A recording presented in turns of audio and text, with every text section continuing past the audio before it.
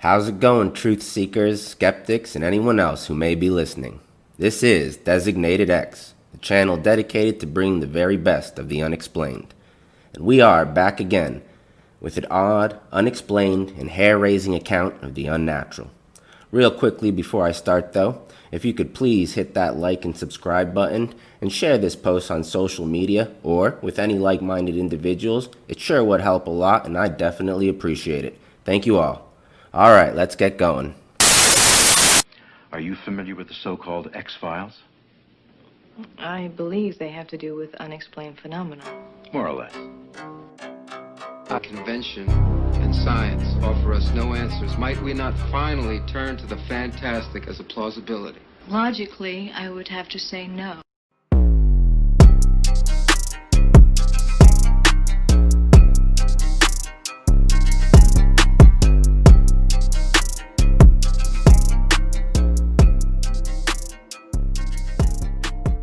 This first report is one woman's encounter with something strange at a local Walmart. It was fall of 1998. I suddenly found myself separated from my husband and with two preteen children to support, and living in a small Kansas town, there was very limited employment options. I needed to remain close to home to attempt to keep a handle on preteen adolescents and still keep a roof over our heads. It was very convenient then when I saw an ad for workers at our local Walmart. The store was converting to a superstore and needed staff 24/7, so I applied and got hired as a department manager. I dug in and laid out the departments and everything on the shelves on the day of the opening, including the shelves themselves. It was all put there by my two hands. The new store opened and school had started, so I tried to keep my hours to accommodate that, but weekend work was mandatory. Usually I got to work early.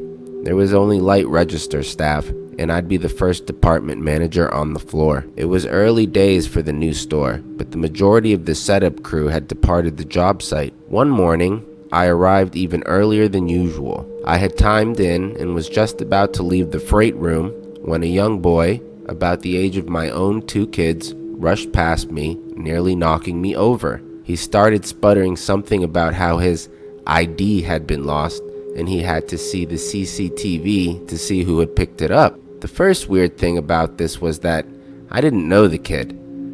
My kids grew up in this town, and it being a small town, I thought I knew all the kids from around. The second weird thing was, back in 1998, it was very unusual for any small town preteen to have an ID of any kind. I told him I knew nothing about it, but he could follow me back to the office to inquire. There was only one lady back in the office. She was a member of the setup team and had been the person responsible for hiring me. I left him with her after a short explanation and went out to the floor to begin my day. But I had forgotten my scanner, so I turned heel and went back into the office area to get one. Immediately, I could hear this kid becoming very aggressive with my coworker. He was ranting on, insisting that he view the CCTV tape immediately. The human resource officer was trying to calmly explain to him that only security staff and the store manager could view it and she would pass on his concern. Worried about my coworker's safety, I crept closer to the door, which remained open. His back was to me,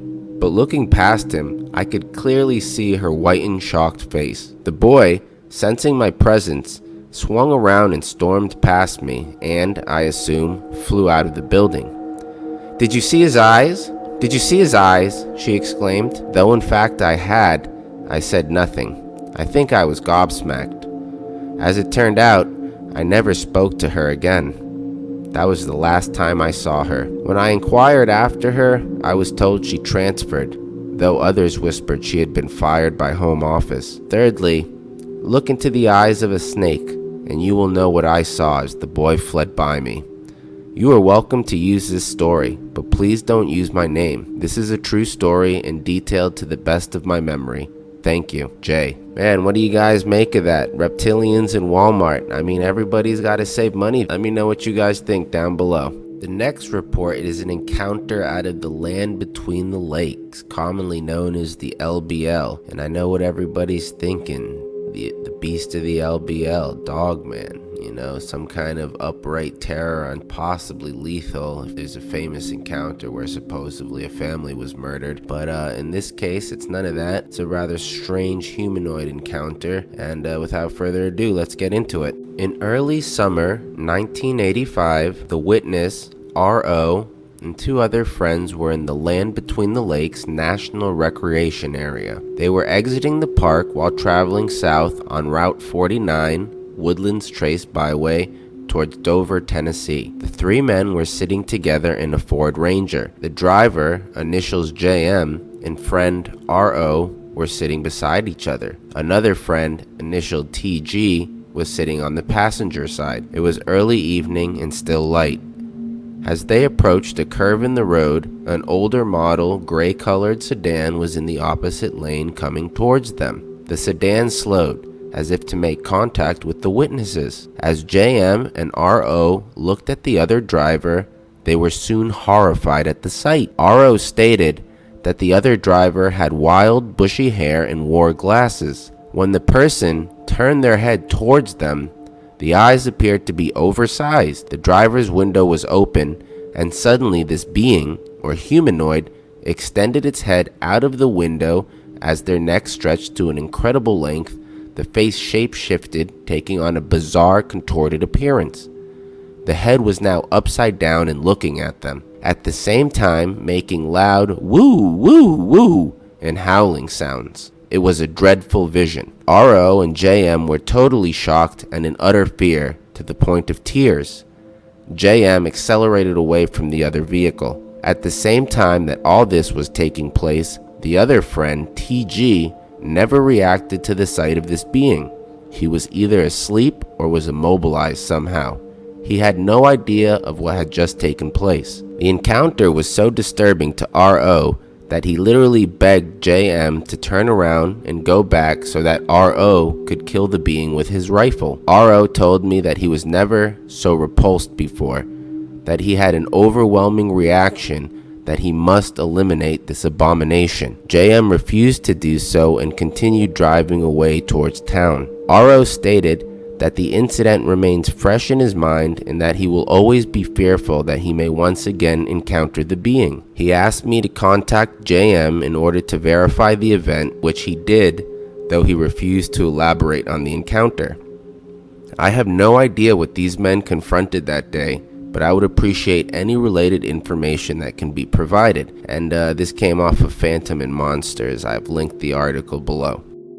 Now this next report, I don't even know what you'd call it. A glitch in the matrix, a slip in time and space, a temporal anomaly. I'm no expert, but I do know that it was very interesting. I have a little story here that I don't know what to make of it. I'm hoping maybe you could tell me a little bit more. I'm in my late 50s now. I grew up here in New Jersey. My brother and I, and my brother's best friend, who turned out later, 30 years later, to be my brother-in-law, he loved to fish. And what we would do was on his birthday, which happened to be on the 4th of July, his father would drop us over the lake here in Jersey. We'd fish all day, and his dad would then pick us up and we'd go over to the park and watch the fireworks. Well, recently he passed away, and now we wanted to go ahead and in his memory travel down there to Lake Okeechobee in Florida. That's where he, my sister's ex, had lived, so we wanted to go. There was a dozen of us there. We had 3 boats, and when we got there, it was close to 100 degrees in the middle of August. We decided we were going to wait until nighttime to go out on the boats and fish. So we go out later, and we're out there fishing. Now granted, we had a couple of beers, but there's no amount of alcohol in the world that could explain this away. What you do if you're fishing for bass at night is use a lure on top of the water, one that floats to attract them. So we're out in the lake, and my brother, who's in the back of the boat, turns around and says, "Wait a minute, stop." He says, "I'm snagged." And my buddy says, "Well, what the hell you mean it's snagged? 'Cause there's nothing out there, you know. We're out 75 yards from the shoreline. There's no trees or nothing." And he says, "Back up, I don't want to lose the line." So we put this spotlight out and we're following the line, and meantime the pole's bending as if there's a fishing competition going on. So we get up there and he's yelling, and we're only a few feet away. Well, I'm looking, and I can tell there's nothing there. There's no branches or real fishing line crossing the lake or anything. We get up to the fishing lure, and it's about maybe 5 feet off the surface of the water, and my brother's standing in the back of the boat. It was probably just about eye level with him, and he's holding on to this line, and he's yelling, "Look at this, look at this." And we're like, "Here, go ahead, grab it." And he says, "Look at it." And we put the spotlight on it, and this lure is just in midair, just hovering there. It had enough tension on it that the rod had about 12 or 15 pound test line and was bent over. We get up to the tip of it, and he says, "Look." He opened the barrel of his reel, and we just back up in total amazement. He circled his hand like a magician to show that there was nothing there, and there was nothing there. The only thing that was attached to that lure was the line that was attached to his pole, and this came from a call into Coast to Coast AM on September 6th of 2017. Crazy stuff. I don't even know what to make of it. Let me know what you guys think down below.